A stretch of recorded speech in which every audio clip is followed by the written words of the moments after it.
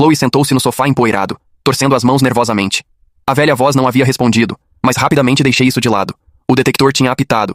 Não podia ser um erro. Balancei a marreta com toda a minha força. Ploft!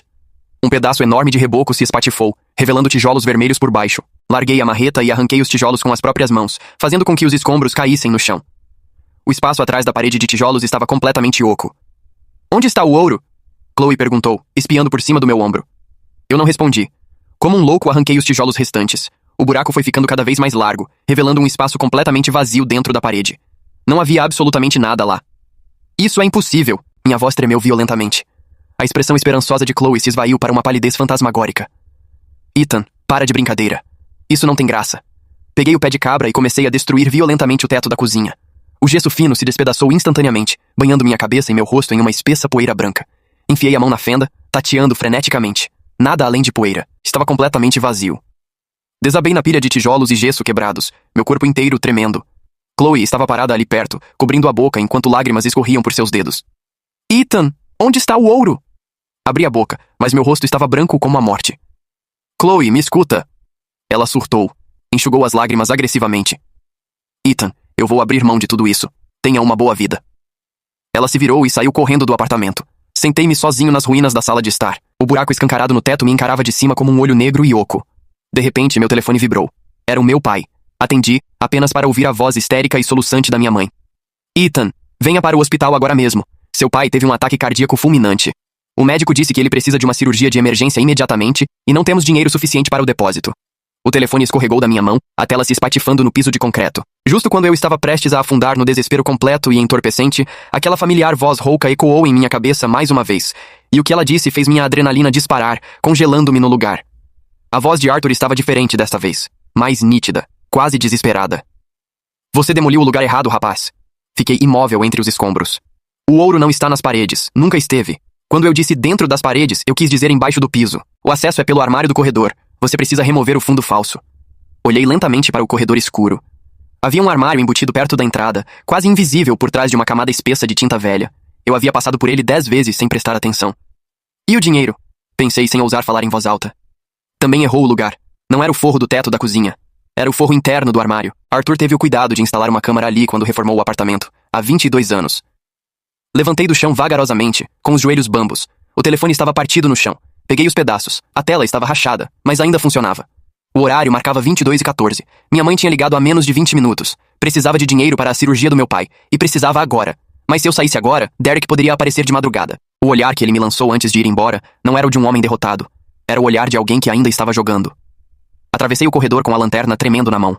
O armário embutido era velho, com a madeira inchada pela umidade. Puxei a porta. Dentro havia apenas um cabo de vassoura quebrado e uma caixa de papelão amassada. Tirei tudo para fora e bati no fundo com os nós dos dedos. Toque, toque, toque. Sólido.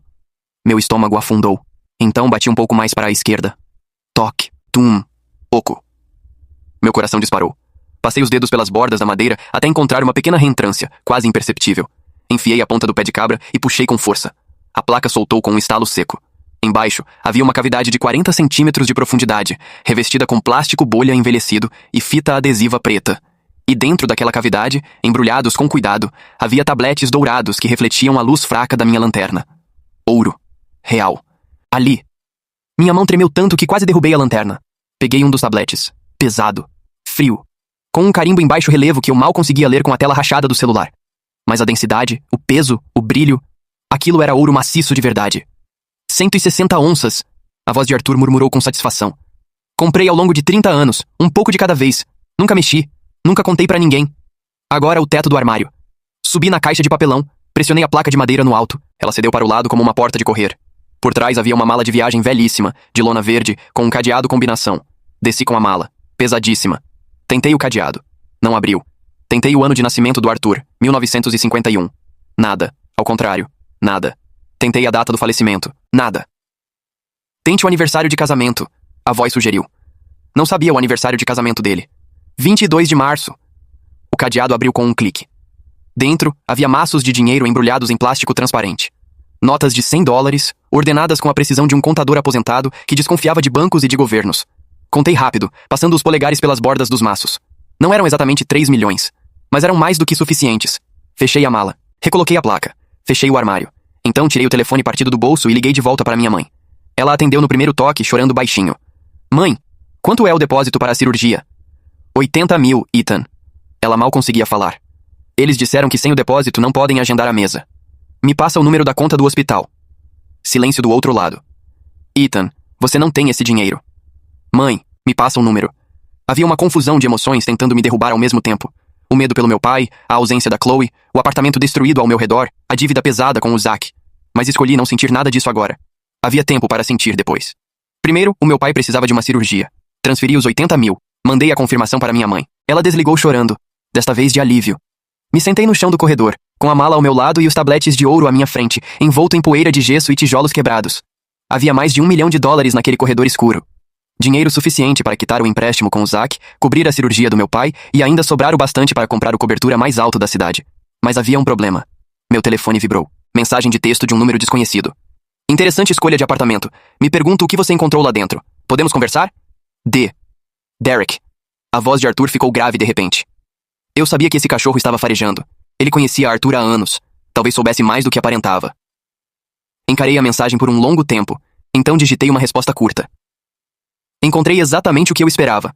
Uma boa cama antiga. Boa noite. 3 pontos apareceram. Sumiram. Apareceram de novo. Amanhã cedo eu passo aí. Tenho uma proposta de negócios. Guardei o telefone. Me levantei, escondi o ouro e a mala de volta no armário, recoloquei a placa falsa e fechei tudo com cuidado. Depois fui até o buraco escancarado na parede da sala e olhei para o estrago que eu mesmo havia feito. Precisava pensar. Precisava de um plano. Porque Derek não estava farejando por acaso. E se ele sabia sobre o ouro, se Arthur havia deslizado uma palavra sequer, um documento, um recibo qualquer, então amanhã de manhã, quando aquela batida chegasse na porta, eu precisava estar pronto. Não como a pessoa que havia destruído paredes erradas às cegas no escuro, mas como alguém que havia encontrado tudo, não devia satisfação a ninguém, e tinha todas as cartas na mão. Derek chegou às 8h17 da manhã, pontual demais para alguém que fingiu aparecer por impulso. Eu estava de pé quando ele bateu na porta, com uma xícara de café feita no fogão velho e o coração completamente calmo. Havia dormido 3 horas no sofá empoeirado. 3 horas e um plano.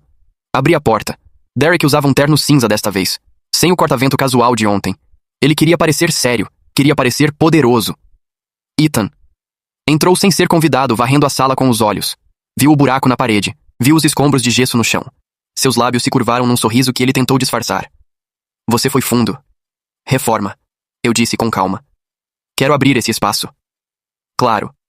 Ele se virou para mim, cruzando os braços. Vou direto ao ponto. Sei que há algo de valor neste apartamento. Arthur era um homem de segredos.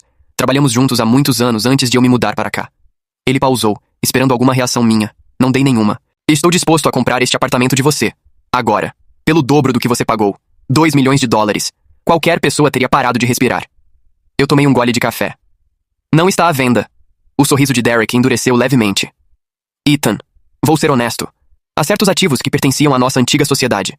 Ativos que nunca foram devidamente divididos após a dissolução da empresa. Ele deu um passo em minha direção. Se você encontrou alguma coisa aqui dentro, saiba que parte disso me pertence legalmente. Posso ir à justiça. Ali estava. A ameaça que eu havia esperado a noite inteira. Deixei o silêncio se esticar por alguns segundos. Você tem documentação dessa sociedade? Tenho advogados que têm. Ótimo. Sorri pela primeira vez. Me passa o contato deles. O meu advogado vai entrar em contato ainda hoje. Derek não esperava isso. Ele esperava que eu entrasse em pânico, que gaguejasse, que fizesse um acordo rápido e desesperado. A calma no meu rosto o desconcertou visivelmente. Você tem um advogado? Tenho. E tenho a escritura do imóvel assinada, os recibos de pagamento integral e um contrato que diz explicitamente que todo o conteúdo deixado na propriedade é meu. Dei outro gole de café. Se há disputa legal, que os advogados resolvam. Tenho tempo. Derek me encarou por um longo momento. Saiu sem dizer mais uma palavra. Fechei a porta. Soltei o ar que havia prendido. Não tinha advogado nenhum.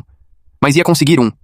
Peguei o telefone rachado e liguei para Rafael, um colega da faculdade que havia largado engenharia no 3º ano para estudar direito. Não éramos próximos, mas ele era bom. Expliquei tudo em 12 minutos. O apartamento, o contrato, o conteúdo, Derek, a ameaça de processo. Rafael ficou em silêncio por alguns segundos. O contrato protege você. Se o documento de venda diz explicitamente que bens deixados na propriedade pertencem ao comprador, é difícil contestar. Uma pausa. Mas preciso ver o histórico societário desse Derek. Se ele tiver documentação real de uma sociedade com Arthur, cria complicação. Quanto tempo você precisa? 48 horas. Você tem 24. Rafael riu baixinho. Você sempre foi assim? Mandei o contrato fotografado e desliguei. Foi então que o telefone tocou novamente. Número internacional. Atendi sem saber o que esperar. Olá? Você é o Ethan? Uma voz feminina, sotaque leve, português com entonação europeia. Sou Isabela, filha de Arthur. Fiquei imóvel. Sou eu. Marcos me passou seu número. Ela falou devagar, com cuidado. Sei que a casa está em condições complicadas. E sei que um homem chamado Derek deve ter aparecido para você. Esta manhã. Ela soltou um suspiro longo. Meu pai me falou sobre Derek antes de falecer. A voz ficou firme. Derek nunca foi sócio de meu pai. Ele tentou ser. Meu pai recusou porque descobriu que Derek estava desviando fundos de uma empresa anterior. Meu pai guardou documentação disso. Prova suficiente para destruir qualquer processo que Derek tente abrir. O quarto pareceu girar levemente. Onde está essa documentação? Era o que eu ia te perguntar. Meu pai escondia tudo. Ela pausou. Você encontrou algum cofre? Uma pasta? Documentos? Pensei na mala de lona verde. Eu havia tirado os maços de dinheiro às pressas, no escuro, sem inspecionar tudo. Seria possível que, embaixo das notas, houvesse algo mais? Preciso checar uma coisa. Te ligo em 1 hora. Desliguei. Fui direto ao armário.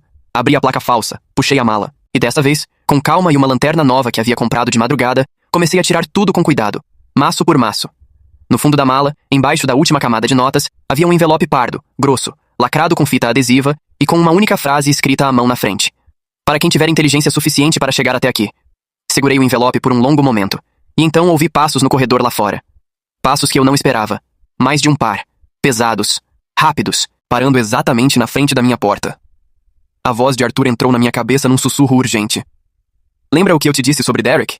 Que ele estava agendando uma visita para o dia seguinte, no momento em que você ainda nem havia assinado o contrato? Lembrei. Ele nunca agendou sozinho. A batida na porta soou exatamente como havia soado naquela tarde. Forte, agressiva, sem cerimônia. Exatamente igual à batida que havia chacoalhado a porta na frente de Marcos quando tudo havia começado, e eu ainda era apenas um homem olhando para uma parede grossa sem entender o que ela guardava. Fiquei parado no corredor por exatamente 3 segundos. Depois abri a porta. Derek estava lá como eu esperava. Mas desta vez não estava sozinho. Ao lado dele havia um homem mais velho, de cabelos brancos e pastas pretas debaixo do braço, usando uma gravata que custava mais do que meu antigo aluguel mensal. Ethan. Derek cruzou os braços com a satisfação de quem chegou ao tabuleiro acreditando que a partida já estava ganha. Este é o Dr. Meireles, meu advogado. O homem de cabelos brancos me estendeu um cartão com 2 dedos, como se eu fosse um funcionário recebendo uma ordem. Senhor Ethan, representamos interesses legítimos sobre determinados ativos que podem estar contidos neste imóvel. Gostaríamos de resolver isto de forma civilizada, sem precisar acionar o judiciário. Olhei para o cartão, depois para os 2. Entrem, eu disse. Derek franziu o senho levemente. Ele esperava resistência. Esperava nervosismo. Entrar foi fácil demais, e isso o deixou desconfortável de um jeito que ele tentou esconder sem conseguir completamente. Sentaram-se no sofá empoeirado da sala, com o buraco escancarado na parede à direita deles. O Dr. Meireles abriu a pasta e colocou sobre a mesinha de centro um documento de várias páginas. Este é o contrato original de sociedade entre o Sr. Arthur e o Sr. Derek, firmado em 2003. Ele apontou para uma assinatura na última página. Como o Sr. Arthur faleceu sem testamento, os ativos da sociedade retornam automaticamente ao sócio sobrevivente. Peguei o documento. Li com calma as primeiras páginas. Enquanto lia, Derek foi olhando ao redor da sala com aqueles olhos de gavião que ele tentava disfarçar de indiferença. Ele estava procurando sinais, procurando se eu havia encontrado alguma coisa. Viu os escombros. Viu o teto da cozinha ainda aberto. Viu a parede destruída. Não viu o armário do corredor, que estava fechado, com a tinta velha fazendo-o parecer idêntico à parede. Posso tirar uma foto desta página? Perguntei levantando o documento. Claro, disse o Dr. Meireles com um sorriso profissional. Fotografei. Mandei imediatamente para Rafael e para Isabela. A resposta do Rafael chegou em menos de 2 minutos. Olhando agora. A resposta de Isabela chegou quase junto. Esse documento. Meu pai me falou sobre ele. Ele é falsificado. Mantive o rosto neutro. Coloquei o documento de volta sobre a mesa com cuidado.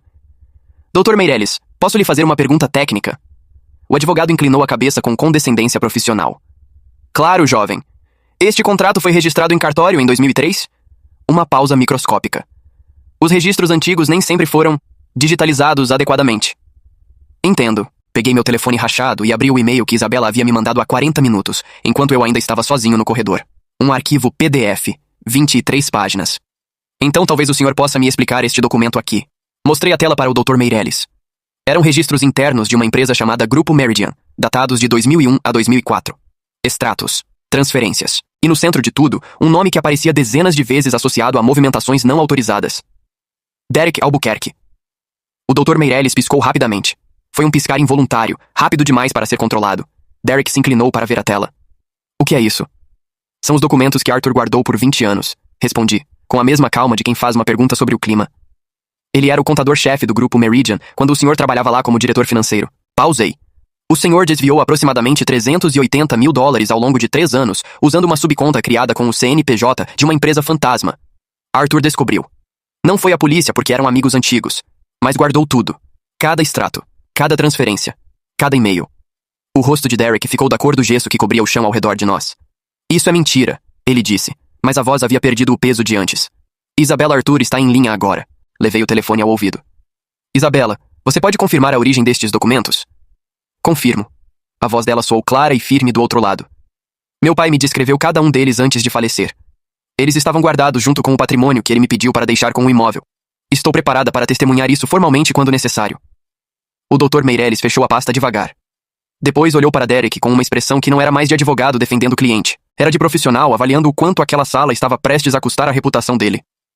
Sr. Derek, ele disse baixinho. Eu preciso reavaliar minha posição neste caso. Você foi contratado para... Derek começou.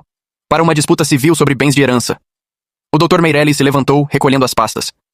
Não para me sentar diante de documentação de desvio de verba sem ter sido informado previamente. Ele me olhou. Sr. Ethan, me desculpe pelo incômodo. Boa tarde. E foi embora. Derek ficou no sofá, sozinho, me encarando. A arrogância havia sumido do rosto dele. O que sobrou foi algo mais feio. O rosto nu de alguém que apostou tudo numa cartada e viu a mesa virar. Quanto você quer? Ele perguntou pela primeira vez sem a camada de verniz por cima. Nada do senhor. Todo mundo quer alguma coisa. Eu quero que o senhor saia deste apartamento e não volte mais. Fui até a porta e abri. E quero que o senhor saiba que estes documentos estão sendo enviados neste exato momento para o escritório do Rafael Souza, meu advogado, com cópia para Isabela Arthur no exterior. Se o senhor ou qualquer representante seu aparecer aqui novamente ou tentar qualquer tipo de contestação judicial, os documentos seguem diretamente para o Ministério Público. Derek se levantou lentamente. Caminhou até a porta com aquela postura encurvada de quem perdeu 3 centímetros de altura em 10 minutos. Parou na soleira. Arthur era um velho idiota, ele murmurou. Arthur era um homem que trabalhou 30 anos, economizou cada centavo, nunca confiou em bancos nem em pessoas como o senhor, e ainda assim teve inteligência suficiente para proteger tudo o que construiu mesmo depois de morto. Olhei para ele. Não acho que o idiota aqui seja ele. Derek saiu. Fechei a porta. Fiquei parado no corredor por um momento, com o coração batendo mais forte do que eu havia permitido que ele batesse durante a reunião inteira. Depois fui até o armário, abri a placa falsa, peguei o envelope pardo de Arthur e o abri com cuidado. Além dos documentos do grupo Meridian que Isabela havia me enviado digitalmente, havia uma carta manuscrita, dobrada em 3 partes, com letra firme e inclinada de quem passou décadas preenchendo relatórios contábeis à mão. Comecei a ler. E quanto mais eu lia, mais entendia que Arthur não havia apenas escondido dinheiro e ouro naquele apartamento. Havia escondido uma mensagem, direcionada com uma precisão desconcertante, para alguém exatamente como eu.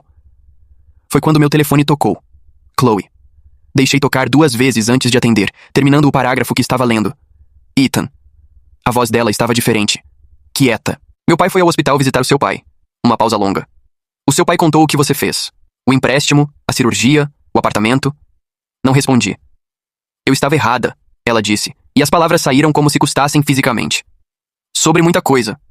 Eu sei. Você ainda tem as chaves daquele apartamento? Tenho. Posso ir aí? Olhei ao redor. Para o buraco na parede, os escombros de gesso, o teto da cozinha aberto, o armário com $1 milhão dentro e uma carta de um homem morto na minha mão. Pode, eu disse. Mas Chloe. O quê? Vem preparada para ouvir uma história muito estranha. A carta de Arthur tinha 4 páginas. Sentei-me no chão do corredor e li cada linha 2 vezes, enquanto a poeira de gesso ainda pairava no ar e a cidade lá fora começava a acender as luzes do fim de tarde. Arthur não escrevia como um contador aposentado. Escrevia como um homem que havia passado décadas observando pessoas desperdiçarem fortunas por falta de paciência e que havia decidido nos últimos meses de vida deixar um último teste para o mundo. Se você chegou até esta carta, então você é diferente. Não necessariamente mais inteligente, mas diferente. Você resistiu à pressão. Você ficou quando todos te disseram para ir embora. Você viu valor onde pessoas mais barulhentas enxergaram apenas lixo. Comprei este apartamento em 1994. Trabalhei nele por 30 anos. Cada tijolo que coloquei, cada reforma que fiz, cada onça de ouro que comprei, uma de cada vez, com o que sobrava do salário depois das contas pagas, tudo foi construído no silêncio. Ninguém sabia. Minha esposa sabia de parte. Isabela não sabia de nada. Era o meu segredo particular com o tempo. Quando fui diagnosticado, percebi que não havia como explicar tudo em um testamento sem que Derek tentasse contestar. Então, fiz o único movimento que ele jamais poderia prever. Não deixei testamento nenhum. Deixei o apartamento barato o suficiente para atrair alguém com pouco dinheiro, mas com olhos atentos. E deixei Derek confiar que teria tempo. Se você é quem está lendo isto, Derek perdeu, e você merece cada centavo. Dobrei a carta com cuidado e coloquei no bolso. Chloe chegou 20 minutos depois. Bateu 3 vezes, de leve, diferente de todas as batidas que aquela porta havia recebido nos últimos dias. Abri. Ela estava sem maquiagem, com uma jaqueta que eu havia dado a ela 2 anos atrás e que ela ainda usava, mesmo tendo terminado comigo. Olhou para o apartamento destruído atrás de mim, para o teto da cozinha aberto, para o buraco na parede da sala. Meu Deus, ela disse baixinho. Entra. Ela entrou com cuidado, desviando dos escombros. Ficou parada no meio da sala olhando ao redor com uma expressão que eu não saberia nomear. Parte culpa, parte admiração, parte algo que ela ainda estava processando. Fui até o armário do corredor. Abri a placa falsa pela última vez. Trouxe um tablete de ouro e coloquei na palma da mão dela. Chloe ficou olhando para ele por um longo momento. Então seus olhos subiram para o meu rosto. Ethan. São 160 onças, eu disse. No câmbio de hoje, passa de 3 milhões de dólares só no ouro, fora o dinheiro vivo na mala. Pausei. Mais do que suficiente para quitar o empréstimo com o Zack, cobrir a cirurgia do meu pai, comprar o apartamento que você sempre quis e ainda sobrar para o nosso filho crescer sem se preocupar com o que vai comer. Ela fechou os dedos em volta do tablete. Os ombros dela começaram a tremer. Eu fui horrível com você. Você teve medo. É diferente. Não é diferente.